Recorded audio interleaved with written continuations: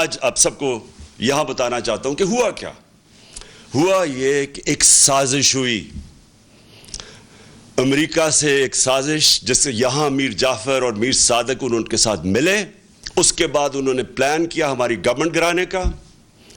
اس سے جو سیاست کے اندر جو ملک کے اندر سیاسی ماحول تھا وہ غیر یقینی ہو گیا، پولیٹیکل انسرٹنٹی ہو گئی.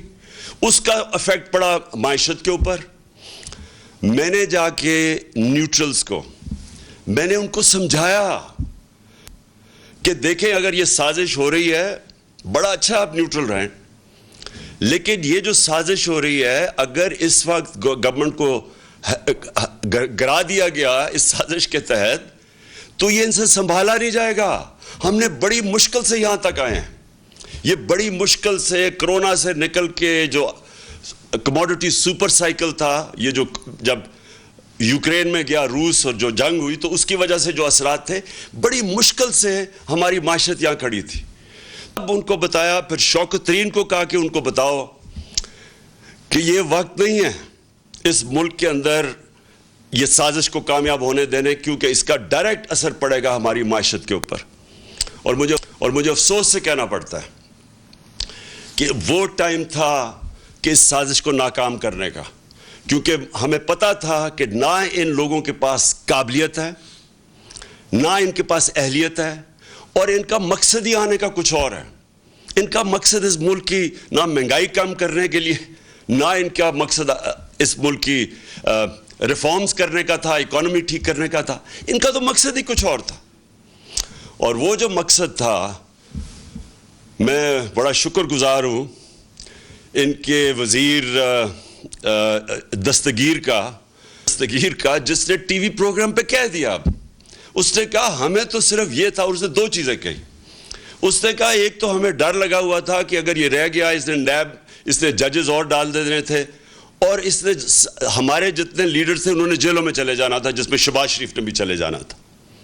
تو پہلا تو میرا سوال یہ ہے کہ کیا یہاں کی عدالتیں آزاد نہیں ہیں؟ کیا یہاں کی جو عدالتیں ہیں اس میں کوئی ہماری انٹرفیرنس ہوئی ہے آج تک؟ ہم تو وہ زمانہ نہیں کہ ہم ٹیلی فون کر رہے ہیں کہ جسٹس کیوم جی ہمیں کیس میں یہ رزلٹ چاہیے. ہم نے تو سپریم کورٹ کے اوپر کبھی سوچا نہیں حملہ کرنے کا. ہم نے کسی ادارے کو ہم نے اداروں کو چلنے دیا. نیب کا ادارہ جو چلا ہے، میں بتا دوں آج کہ نیب نے کوئی 280 ارب روپیہ اپنے سارے کوئی 18 سال میں اکٹھا کیا تھا. ہمارے 3 سالوں میں انہوں نے 480 ارب روپیہ اکٹھا کیا ہے، کیونکہ ہم نے مداخلت کسی میں نہیں کی. تو میں جو آج سوال پوچھتا ہوں کہ یہ جو خرم دستگیر نے بات کی ہے، اس سے یہ واضح ہوتا ہے کہ ان کا تو مقصد تھا ہی نہیں اور کچھ سوائے NRO2 لینے کا. ان کا تو مقصد یہ کہ تھا. اسی لیے یہ ساری جدوجہد تھی. 3.5 سال سے یہ بار بار جو بلیک میل مجھے کیا جا رہا تھا، یہ تو صرف چاہتے تھے NRO، دوسرا NRO. یاد رکھیے ان کو پہلا NRO مل چکا ہے. ان کو ملا، جنرل مشرف نے NRO دیا، جو ساری ان کے کرپشن کیسز تھے. 2 دفعہ ان کی حکومتیں گئی کرپشن پہ 90 کی دہائی میں. تو جو سارے ان کے کرپشن کے کیسز تھے وہ سب جنرل مشرف نے معاف کر دیے تھے. یہ جو ہے یہ NRO2 ہے. یہ انہوں نے 10 سالوں میں جو چوری کی تھی، یہ 95% جو کیسز ہیں یہ سارے ان کے دور کے ہیں. یہ ان کے جو 10 سال تھے ان کے دور کے کیسز بنے ہوئے ہیں. اور اب انہوں نے کیا کیا؟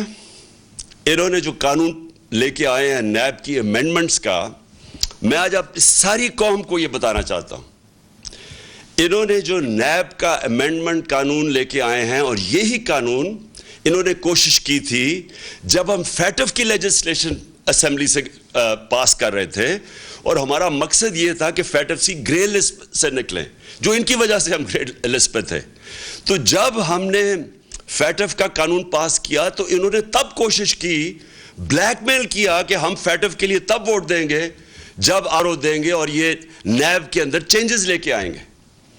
تب آپ کو پتا ہونا چاہیے انہوں نے واک آؤٹ کر دیا. انہوں نے فیٹف کی لیجسلیشن نہیں پاس کی تھی، یہ باہر چلے گئے تھے. تو ان کے بغیر ہم نے فیٹف کی لیجسلیشن پاس کی، جس کی وجہ سے آج इंशाअल्लाह पाकिस्तान निकल जाएगा ग्रे लिस्ट से. सब्सक्राइब करें और बेल दबाएं ताकि कोई खबर रह न जाए.